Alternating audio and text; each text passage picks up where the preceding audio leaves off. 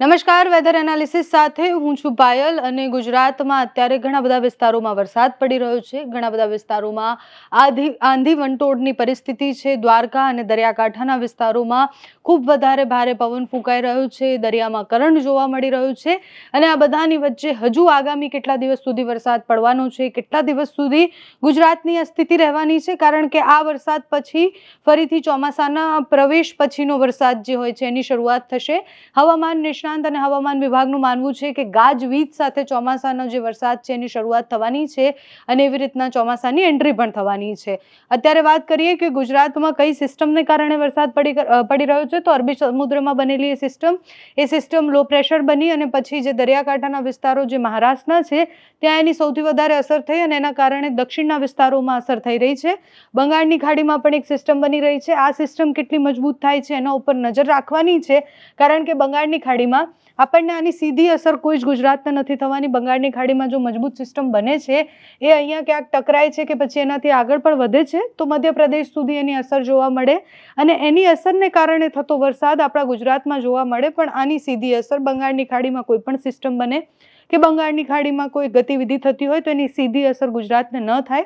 અરબી સમુદ્રમાં કોઈ ગતિવિધિ થતી હોય તો એની સીધી અસર ગુજરાતને થતી હોય છે. અત્યારે મહારાષ્ટ્ર અને મુંબઈ અને બધા વિસ્તારો જે છે, એટલે મુંબઈથી જે સતત દ્રશ્ય સામે આવે છે, ખૂબ ભયાનક વરસાદ ત્યાં પડ્યો છે. ઓલરેડી ભારે પવન પણ ત્યાં ફૂંકાઈ રહ્યા છે. ગુજરાતમાં પણ એ સ્થિતિ છે. ગુજરાતના દરિયાકાંઠાના વિસ્તારોમાં 40થી 50 કિલોમીટર પ્રતિ કલાકની ઝડપે પવન ફૂંકાઈ રહ્યો છે. કયા કયા વિસ્તારોમાં વરસાદની સંભાવનાઓ છે, આગામી કેટલા દિવસ સુધી આ સ્થિતિ રહેવાની છે, ટ્રફ જે છે એ કેટલું મજબૂત થાય છે. દક્ષિણ ગુજરાતમાં સતત વરસાદ પડવાનો છે. દક્ષિણ ગુજરાતના મોટાભાગના વિસ્તારોમાં સામાન્યથી મધ્યમ વરસાદ પડવાની સંભાવનાઓ છે. ભારે પવન સાથે વરસાદ પડશે. ગાજવીજ પણ થવાની છે. બંગાળની ખાડીમાં તમે જુઓ કે ધીરે ધીરે જે સિસ્ટમ છે એ પણ મજબૂત થતી જશે. આ બાજુ અહીંયાથી જે મહારાષ્ટ્રથી જે ટ્રફ છે એ પસાર થશે એટલે એની અસર જોવા મળશે. ગુજરાતના દક્ષિણના ભાગો અને મધ્ય ગુજરાતમાં એની અસર જોવા મળવાની છે. 28 તારીખે મધ્ય ગુજરાતમાં વરસાદ પડશે. દાહોદ, છોટાઉદેપુર, મહીસાગર આ બધા વિસ્તારોમાં વરસાદની સંભાવના છે.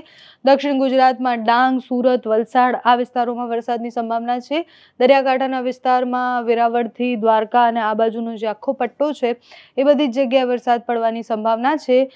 બીજી તરફ બંગાળની ખાડીની સિસ્ટમ મજબૂત થતી જઈ રહી છે. ધીરે ધીરે એ પણ આગળ વધશે તો એની અસર પણ જોવા મળશે, કારણ કે પવનની જે દિશાઓ છે, ક્યારે પણ કોઈ સિસ્ટમ બને એટલે પવનની દિશાઓ બદલાઈ જતી હોય છે. ક્યાંય સિસ્ટમ બની છે તો બધા જ પવનો એ તરફ જતા હોય છે. એની અસરને કારણે પણ ચોમાસામાં જે મોન્સૂન બ્રેક છે, મોન્સૂન બ્રેકની સંભાવનાઓ પણ છે, કારણ કે મહારાષ્ટ્ર સુધી જો ચોમાસું પહોંચી ગયું છે તો પછી ગુજરાતમાં વહેલું પ્રવેશવું જોઈતું હતું. પણ અત્યારે હવામાન વિભાગનું એવું માનવું છે અને હવામાન નિષ્ણાંતોનું એવું માનવું છે કે ચોમાસું જે વિધિવત રીતના જે સમય પ્રવેશે છે એ જ સમય પ્રવેશવાનું છે. એટલે ગુજરાતમાં 30 તારીખની આસપાસ સુધીમાં તો સામાન્યથી મધ્યમ વરસાદની સંભાવનાઓ છે. હવામાન નિષ્ણાંતો એવું કહી રહ્યા છે કે એ વરસાદ પછી ધીરે ધીરે ચોમાસાના પ્રી મોન્સૂન એક્ટિવિટીના જે વરસાદ હોય છે એ પણ પડવાની શરૂઆત થઈ જશે. 30 તારીખ સુધી સામાન્યથી મધ્યમ વરસાદની આગાહી. 31 તારીખે પણ દક્ષિણના ભાગો અને સૌરાષ્ટ્રના અમુક ભાગોમાં વરસાદ પડી શકે તેવી સંભાવના છે. હવામાન વિભાગે કયા કયા વિસ્તારમાં એલર્ટ આપ્યા છે એ પણ સમજવું છે. હવામાન વિભાગ જે આગાહી કરે છે એ પ્રમાણે કયા વિસ્તારમાં કયું એલર્ટ આપવામાં આવ્યું છે. મોટાભાગના વિસ્તારોમાં યલો એલર્ટ આપવામાં આવે છે અને અત્યારનો જે વરસાદ હોય છે એમાં ઓરેન્જ અને યલો એલર્ટ હોય છે. જ્યારે ચોમાસું પ્રવેશશે એના પછી રેડ એલર્ટ પણ આવશે. એ પણ ખૂબ વધારે ભારે વરસાદ પડતો હોય ત્યારે. 28 તારીખની સ્થિતિ જોઈએ. 28 તારીખે ગીર સોમનાથ, અમરેલી, ભાવનગરમાં વરસાદ પડવાની સંભાવનાઓ છે. મહીસાગર, દાહોદ, છોટાઉદેપુર, ભરૂચ, નર્મદા, સુરત, તાપી, નવસારી, વલસાડ, દમણ, દાદરા નગર હવેલી અને ડાંગમાં પણ યલો એલર્ટ આપવામાં આવ્યો છે. એટલે ત્યાં પણ છૂટાછવાયા સ્થળોએ ગાજવીજ સાથે આ જે ચિહ્ન દેખાય છે, ગાજવીજ સાથે વરસાદની સંભાવના છે. 29 તારીખે એ નહિવત સંભાવના જેવું છે. 29 તારીખે અમરેલી, ભાવનગર, નવસારી, વલસાડ, દમણ, દાદરા નગર હવેલીમાં યલો એલર્ટ આપવામાં આવ્યું છે. એટલે અહીંયા છૂટાછવાયા વરસાદ પડશે. દિવસે દિવસે હવામાન વિભાગની આગાહી એ બદલાતી રહે, કલાકે કલાકે બદલાતી રહે. દર 3 કલાકે એક બુલેટિન જાહેર થતું હોય છે. 3 કલાકની આગાહી હોય છે કે કયા વિસ્તારમાં કેટલો વરસાદ પડી શકે છે, કયા વિસ્તારમાં વાતાવરણ બદલાયું છે અને એના કારણે વરસાદ પડી શકે તેવી સંભાવના હોય છે.